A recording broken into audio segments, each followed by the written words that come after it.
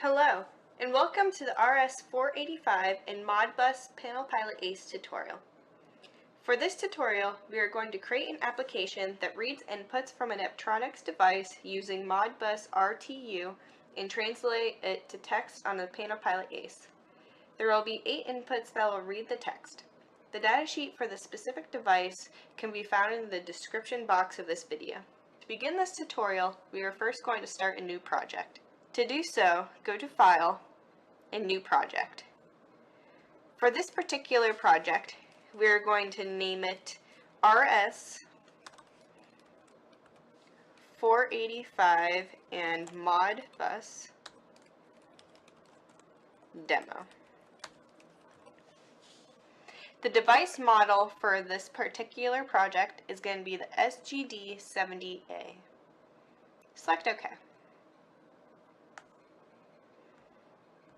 Now we have a brand new project. To begin the project, we are going to add a background. To do so, I'm going to add a rectangle to our project. If you go to the library and double-click rectangle, it'll add it to the project. We are then going to change the dimensions for this rectangle. Change the width to 1024 and the height to 600. For the position of the rectangle, change it from 0 to 0 to make sure that it is equally centered on the screen. Next, we are going to change the coloring of the rectangle to gradient.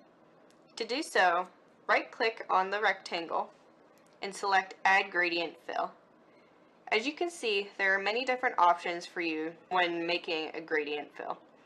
For this one, we're going to use Linear Gradient. When you select that, it adds a brand new rectangle to the project. Select the old rectangle and delete it. We no longer need it. For this new rectangle, like the first one, change the dimensions to 0, 0 to ensure it is equally spaced on the screen. Next, we are going to change the colors for this gradient rectangle. To do so, go to the Gradient Stop section of the Properties Editor. The first color, select it. We're going to change this to a light gray. Select any light gray. The next color, which is white, select that. This one is going to be a dark gray. We're going to add one more color to this project. To do so, click this plus to add an extra color. This color is going to be even lighter gray. To continue our project, we are next going to create a title for our screen. To do so, add a text box from the Visual Elements section of the library to our project. The text for this text box is going to say Analog Inputs.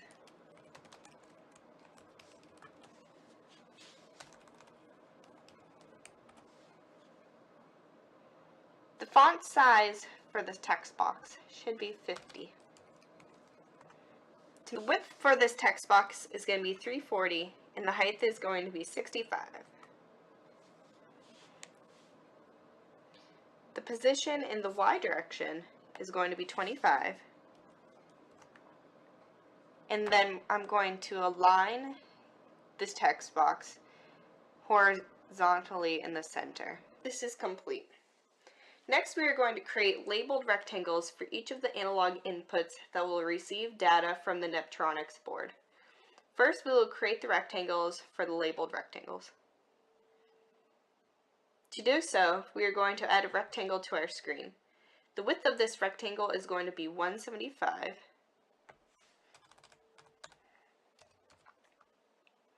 And the height is going to be 64. We're going to change the color of this to a light gray.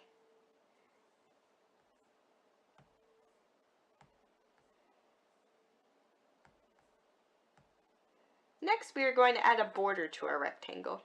In the Properties Editor, if you go down below the color, you'll see a border section. For this particular rectangle, we're going to change the width of the border to 3 pixels. Now our rectangle has a black border. Next step is to create a text box that has a text of Analog Input 1.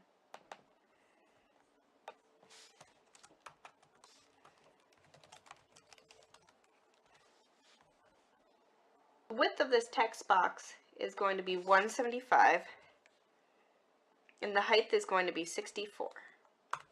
We are going to align this text to the center of this text box.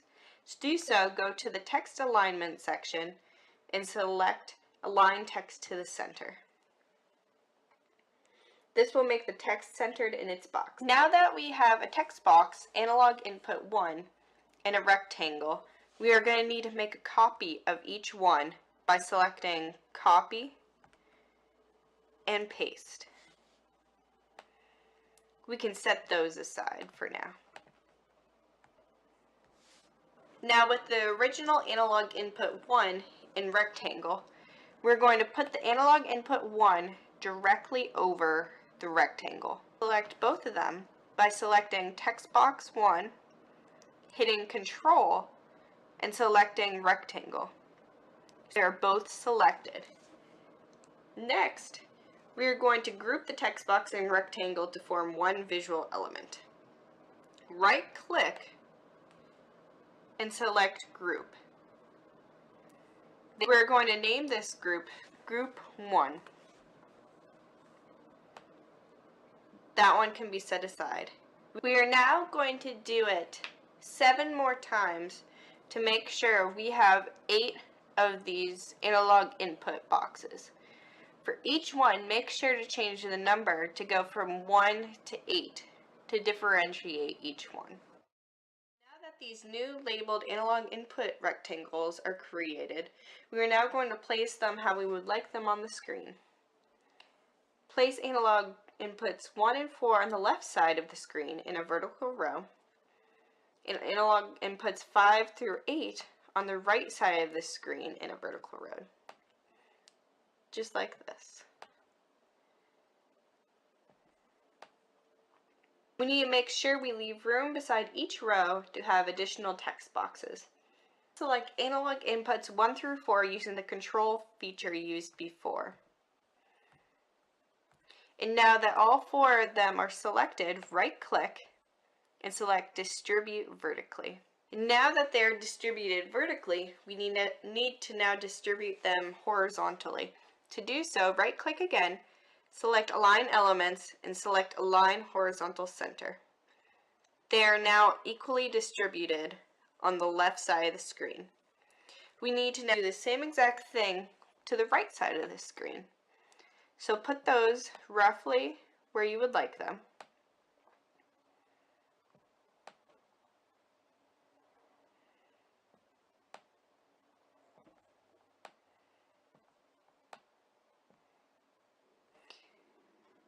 Select analog input 1 and 5.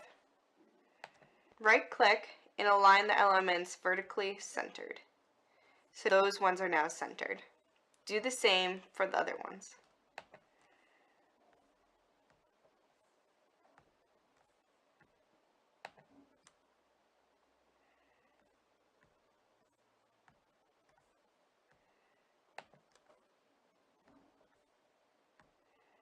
Select 5 through 6 and distribute items vertically, and then distribute items horizontally. So they are all equally spaced. Now we are going to create the text boxes that will receive the information from the Modbus commands. To do so, create a text box. Place the text box next to the first analog input 1. We're going to make the width of this text box 300. In the text alignment section, select the aligned text to the left in the center to make sure the text is centered in its text box but to the left. Copy and paste 7 more text boxes like the one you just created.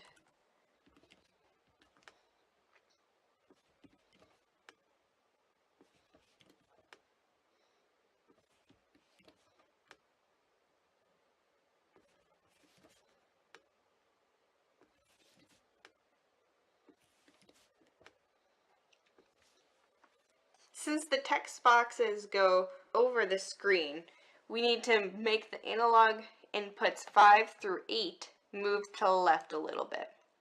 To do so, Let's change the X positions. Let's make it 540. Perfect, there is now enough room for these text boxes.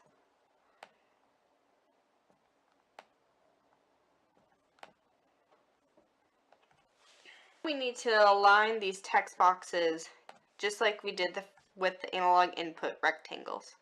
To do so, select the first 4 on the left and select Distribute Vertically. They should now be equally spaced. Do the same thing to the ones on the right.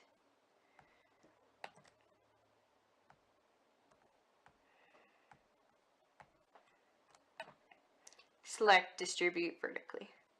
They should now be equally spaced. The last visual element we need to create is a button that will be pushed when we would like to get the information from the Neptronics board. To do this, add an ellipse to the project. The width is going to be 175.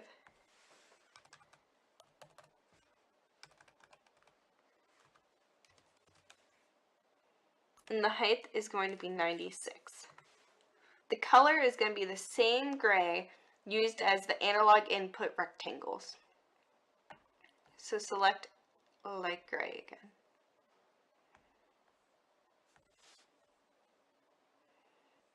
Just like the rectangles, we are going to add a border to this circle. Add a border with a width of 3. This ellipse is going to be at the top right of the screen. Next, add a text box that is going to go over top of this ellipse. The text for this is going to be collect data. And we're going to align the text to the center. Make sure you make it so that way it fits directly over the ellipse. Now select each one, just like you did for the other rectangles, and group them together. For this group, we're going to call it Group Collect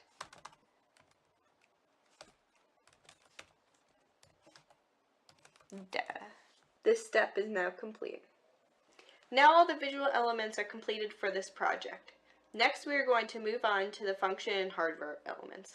First, we are going to add the MODBUS commands function element from the library.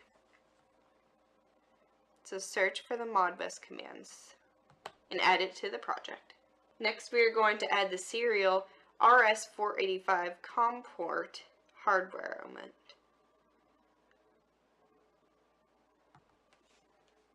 This hardware element will allow us to receive the information from the Neptronics board.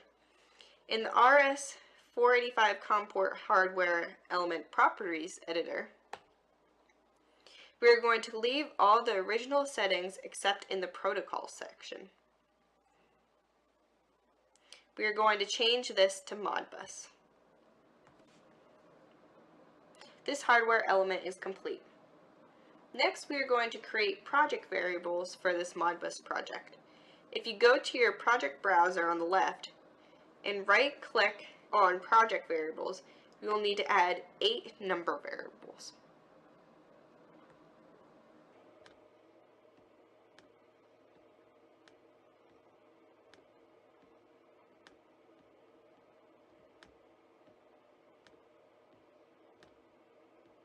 Next, we are going to create a logic action that will link the text boxes that will be updated from the MODBUS command to the number variables we just created. To do so, add action set rule from the library. In the properties editor, set expression section, click add 8 times. 1, 2, 3, 4, 5, 6, 7, 8. On the left variables side, double-click the first box. This is the element property / project variable box. In the element property section, add the first text box that will receive the data.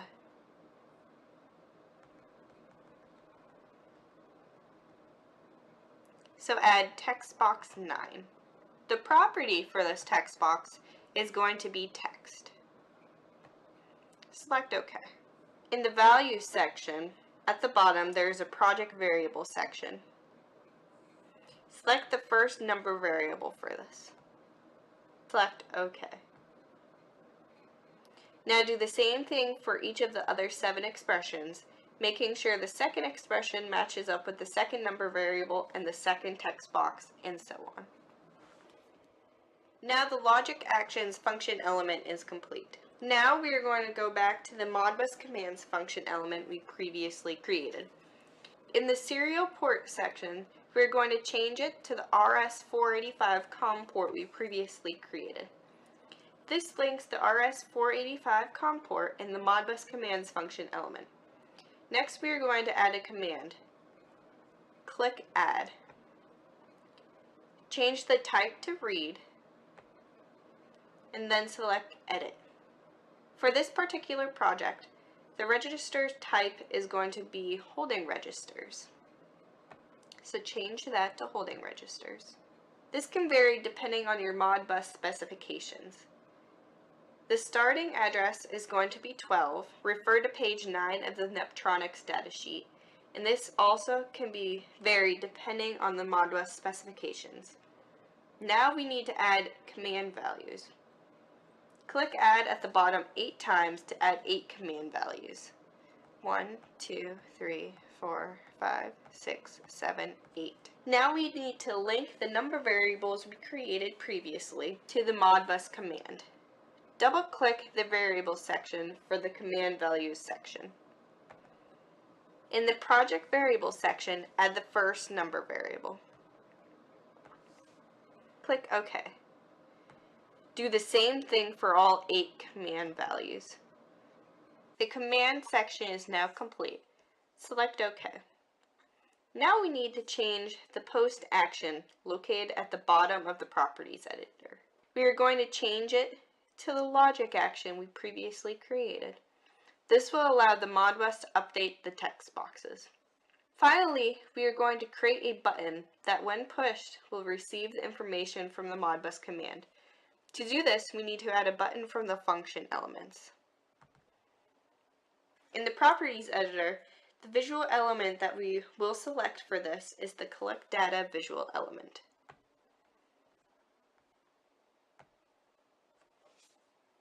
On the Click to Perform section, halfway down the screen, we are going to select the Modbus commands to receive the information.